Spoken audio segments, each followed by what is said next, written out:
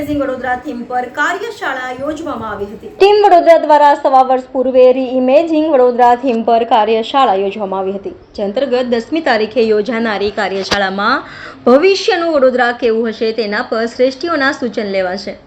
આ કાર્યશાળામાં પૂર્વ વિધાનસભાના મુખ્ય દંડકે વડોદરામાં અન્ય શહેરો જેવા માટે ઉદ્યોગ નથી પણ ટુરિઝમ જેવા છે જેને વિકસાવવાની જરૂર હોવાની જણાવી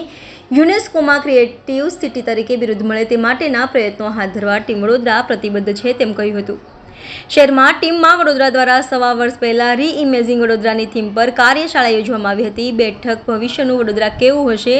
ટીમ વડોદરા કાર્યશાળામાં તજજ્ઞો પાસેથી મંતવ્યો લેવાશે। ટીમ વડોદરા દ્વારા સવા વર્ષ પૂર્વે રી-ઇમેજિંગ વડોદરા થીમ પર કાર્યશાળા યોજવામાં આવી હતી, જે અંતર્ગત 10મી તારીખે યોજાનારી કાર્યશાળામાં ભવિષ્યનું વડોદરા કેવું હશે તેના પર શ્રેષ્ઠીઓના સૂચન લેવાશે। આ કાર્યશાળા પૂર્વે વિધાનસભાના મુખ્ય દંડકે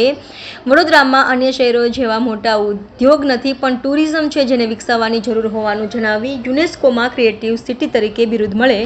તે માટે પ્રયત્નો હાથ ધરવા ટીમ વડોદરા પ્રતિબદ્ધ છે તેમ કહ્યું હતું। શહેરમાં ટીમ વડોદરા દ્વારા સવા વર્ષ પહેલા રી-ઇમેજિંગ વડોદરાની થીમ પર કાર્યશાળા યોજવામાં આવી હતી, જેમાં અલગ અલગ ક્ષેત્રના તજજ્ઞ શ્રેષ્ઠીઓ તેમજ રાજકીય નેતાઓના સૂચનો લેવાયા હતા। ત્યારબાદ હવે 10મી તારીખે વડોદરાને યુનેસ્કો દ્વારા ક્રિએટિવ સિટીનું બિરુદ મળે તે માટે પ્રબુદ્ધ નાગરિકો આ સૂચનો માટેની કાર્યશાળાનું આયોજન કરવામાં આવ્યું છે। તે પૂર્વે ગુરુવારે સવારે બ્રેઇનસ્ટોર્મિંગ સેશનનું આયોજન કરાયું હતું, જેમાં શહેરમાં આવતા મુસાફરો સાંસ્કૃતિક ઉત્સાહ અનુભવે તે દિશામાં ચર્ચા કરવામાં આવી હતી। બ્રેઇનસ્ટોર્મિંગ સેશનમાં હેરિટેજ ઇમારતોની યાત્રા કરાવતી બંધ પડેલી બસને શરૂ કરાવવા, ગરબા ટુરિઝમ, હેરિટેજ સ્ક્વેર, ન્યાય મંદિર અને લાલકોટના રિસ્ટોરેશન અને હેરિટેજ વોક સંદર્ભે ચર્ચા યોજાઈ હતી।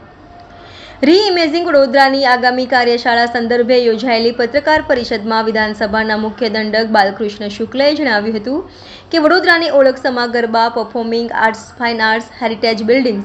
રેલવે, યુનિવર્સિટી, શહેરની આસપાસના 5 પ્રવાસી સ્થળો વગેરેની સર્કિટ બનાવી ટુરિઝમને વિકસાવી શકાય। તેઓએ કહ્યું હતું કે વડોદરામાં સુરત, રાજકોટ અને અમદાવાદની જેમ ઉદ્યોગો અને વેપાર ધંધા નથી પરંતુ વડોદરા પાસે ટુરિઝમ છે જેને વિકસાવવા માટે ટીમ વડોદરા કટિબદ્ધ છે।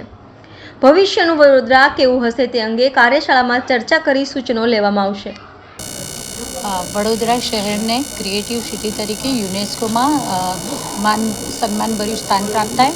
તે માટે લગભગ છેલ્લા 1.5-2 વર્ષથી ગુજરાત સરકારના દંડક શ્રી આદરણીય બાલુભાઈ શુક્લાજી દ્વારા આ વિચારને મૂર્તિમંત કરવાની કામગીરી શરૂ કરવામાં આવી હતી અને આગામી તારીખ 10 ઓગસ્ટ 2024ના રોજ આ અન્વયે કાર્યશાળાનું આયોજન કરવામાં આવ્યું છે, જેમાં માત્ર રાજકીય નહીં પણ બિન રાજકીય હોય કે પછી વડોદરા શહેરના વિવિધ શ્રેષ્ઠીઓ હોય અને અલગ અલગ સંસ્થાઓમાં કામ કરતા પ્રબુદ્ધ નાગરિકો આ દરેકને વડોદરા શહેર પોતાના સુંદર શહેરને વધુ સુંદર બનાવવા, લિવેબલ બનાવવા, લવેબલ બનાવવાની દિશામાં કામ કરવા માટે સૌને એક સ્ટેજ મળે અને વડોદરા શહેરને ક્રિએટિવ સિટી તરીકે યુનેસ્કોમાં દરજ્જો પ્રાપ્ત થાય એ માટે કામગીરી કરવાની દિશાના માટે કાર્યશાળાનું જે આયોજન કરવામાં આવ્યું છે એ કાર્યશાળાના સંદર્ભમાં આજ રોજ સવારે એક બ્રેઇનસ્ટોર્મિંગ સેશનનું પણ આયોજન કરવામાં આવ્યું હતું, જેમાં સૌએ સાથે મળી અને આ દરેક વિષયો જે વડોદરા શહેરના વિકાસલક્ષી કામો માટે છે બધા જ વિષયોની પોતપોતાના મંતવ્યો પણ રજૂ કર્યા અને વિચારો રજૂ કર્યા અને સૌ સાથે મળી અને વડોદરા શહેરના વિકાસની દિશામાં સારી પ્રગતિ કરી શકે તે માટે પ્રતિબદ્ધ છે અને તે સંદર્ભે આજરોજ આ પ્રેસ કોન્ફરન્સનું આયોજન કરવામાં આવ્યું। કાર્યશાળા આ જ સ્થાને એટલે કે સૂર્યા પેલેસમાં જ આયોજન કરવાનું રાખ્યું છે, જે સવારના 10 વાગ્યાથી શરૂ થશે અને સાંજના 6 વાગ્યા સુધી અલગ અલગ સેશન્સમાં દરેક વિષયો પર ઊંડાણપૂર્વક ચર્ચા પણ થશે અને સૌ કોઈ પોતાના એમાં મંતવ્યો પણ રજૂ કરી શકે। એમાં 2 પ્રકાર હતા। એક તો ત્યાં ઘણા ફંક્શન થતા હતા, એ કઈ દુર્ઘટના ના થાય એની માટે ત્યાં કંઈ ફંક્શન નહીં કરવું એવું પણ અમે જાહેર કરેલું છે, એ તો અમે નથી જ કરવા દેતા। જોડે જોડે આ જ્યારે ક્યાંક હંગામી હોર્ડિંગો લાગે છે આપણી વાત બિલકુલ સાચી છે, પણ એ હોર્ડિંગો કદાચ કોઈ પણ મહોત્સવ કે કોઈ મોટું કોઈ ઇવેન્ટ આવવાનું એના હોર્ડિંગ ટેમ્પરરી વ્યવસ્થાના ભાગરૂપે હોય છે ને અમે ત્યારે હવે આપણે દૂર પણ કરીએ છીએ અને આ એક સતત પ્રક્રિયા છે, અમે દૂર કરીએ છીએ અને હોર્ડિંગ વધારે ન થાય એની માટે થઈને જ અમે આખા સિટીમાં અત્યારે અમે એલઈડી લગાવ્યું છે, એનું ટેન્ડર અમારું પ્રોસેસમાં છે, એટલે હોર્ડિંગ મુક્ત શહેર થાય એની દિશામાં પ્રયત્નો છે। એનો મતલબ એ નથી કે હોર્ડિંગ નથી લગાવવાના, હોર્ડિંગ તો કદાચ એના પછી પણ લાગશે, પણ જ્યાં સુધી અમલનો વાત છે અમે એને સિસ્ટમેટિક દૂર કરવાના ભાગ પર પ્રયત્ન કરી રહ્યા છીએ. આજે આપ જોઈ શકો છો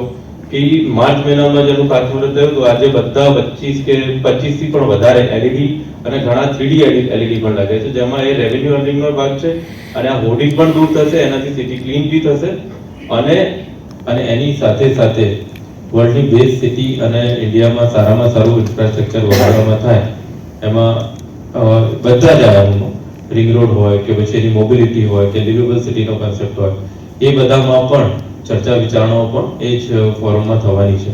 એટલે ચોક્કસ ચર્ચા વિચારણા, ચોક્કસ એક્શનેબલ પોઈન્ટનું ફોર્મેશન અને પછી એનો અમલ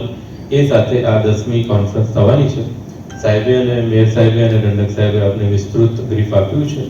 અમારા તરફથી છે.